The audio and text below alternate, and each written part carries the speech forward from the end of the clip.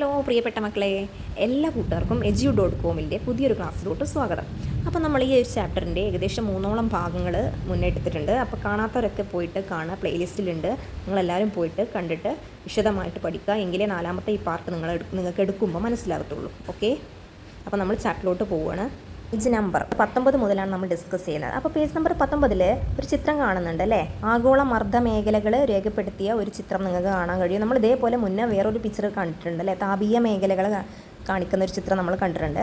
അപ്പോൾ അതും ഇതും തമ്മിൽ വ്യത്യാസം നിങ്ങൾക്ക് ഇത് കണ്ടാൽ തന്നെ മനസ്സിലാവും, ഒന്ന് വായിച്ച് നോക്കിയാൽ മനസ്സിലാവും. അപ്പോൾ നമ്മളൊന്ന് ജസ്റ്റ് ഒന്ന് ഡിസ്കസ് ചെയ്യാണ്.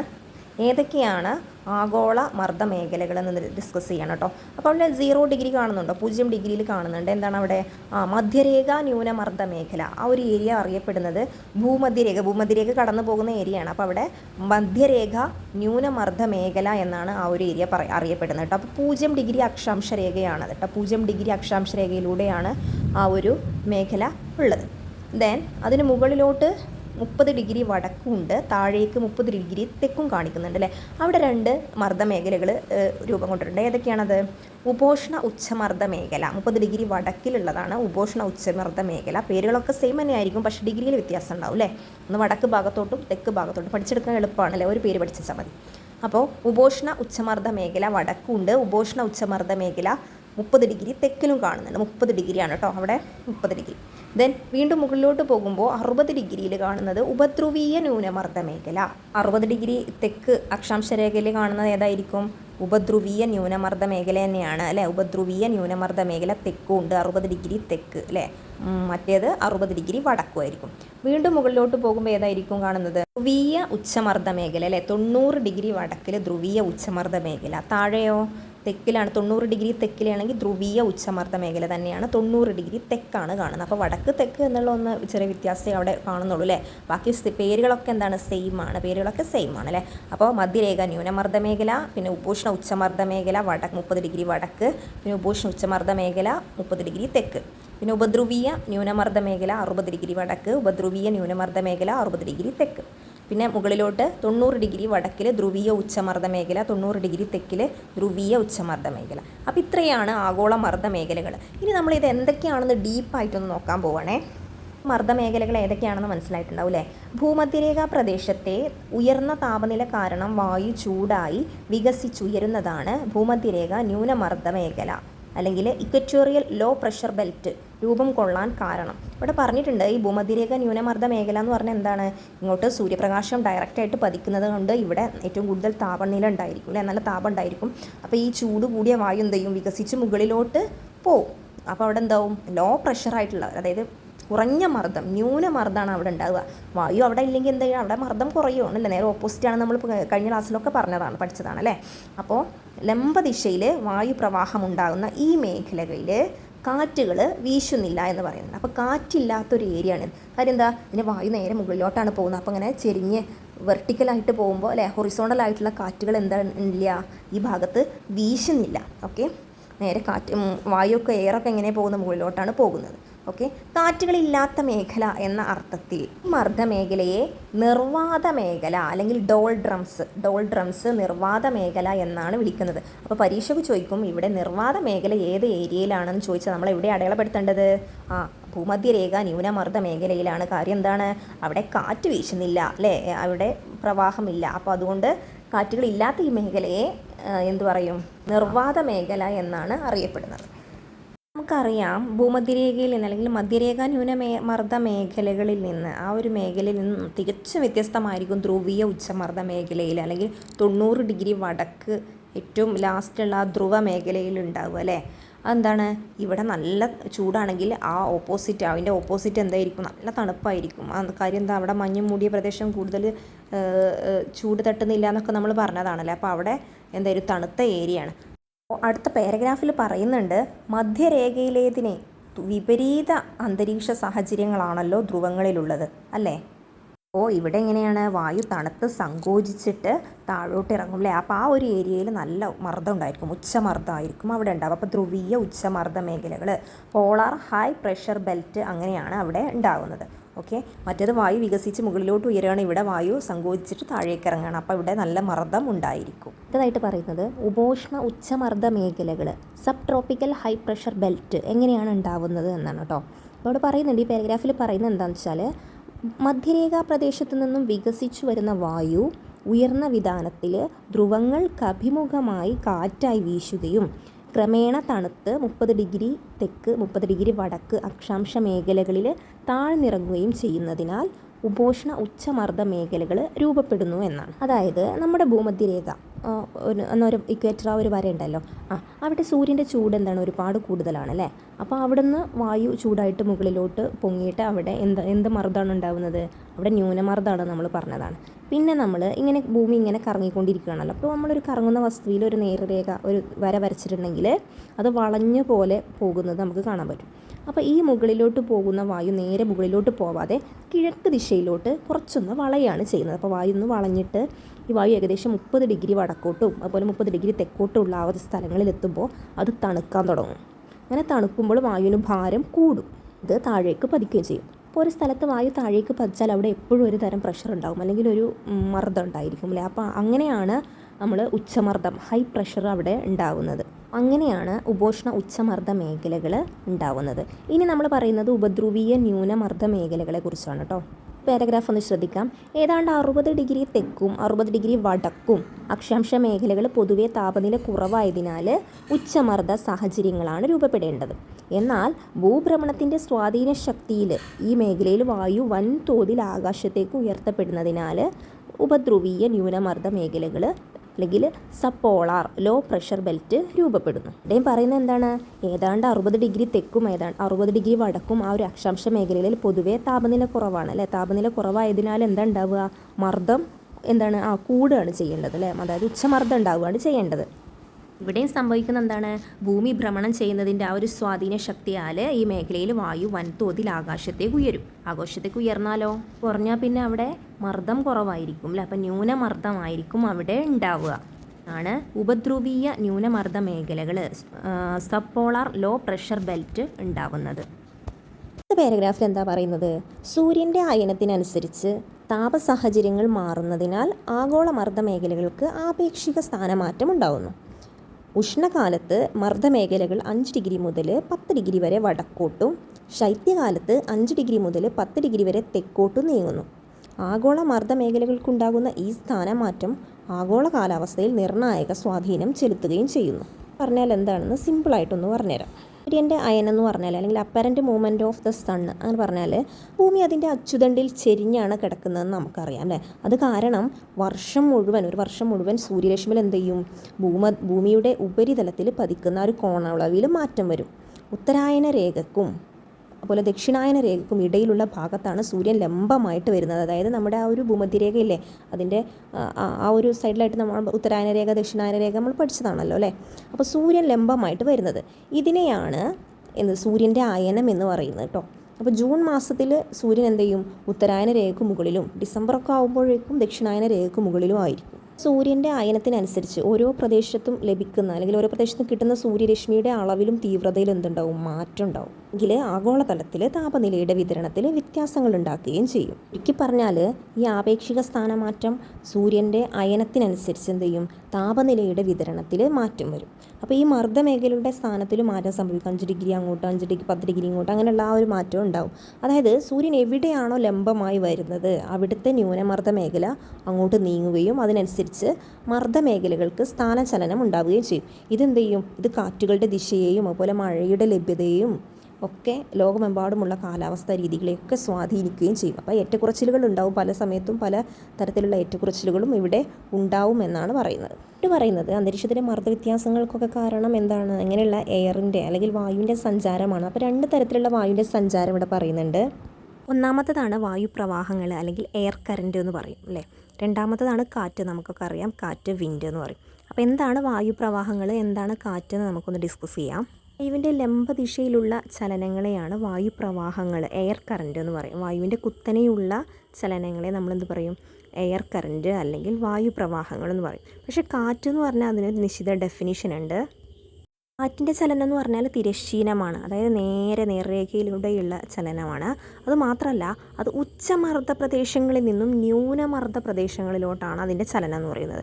ഉച്ചമർദ്ദ പ്രദേശങ്ങളിൽ നിന്നും ന്യൂനമർദ്ദ പ്രദേശങ്ങളിലോട്ട് വായുവിൻ്റെ തിരശ്ചീനമായിട്ടുള്ള ചലനത്തെയാണ് നമ്മൾ കാറ്റ്, വിൻഡ് എന്ന് വിളിക്കുന്നത്.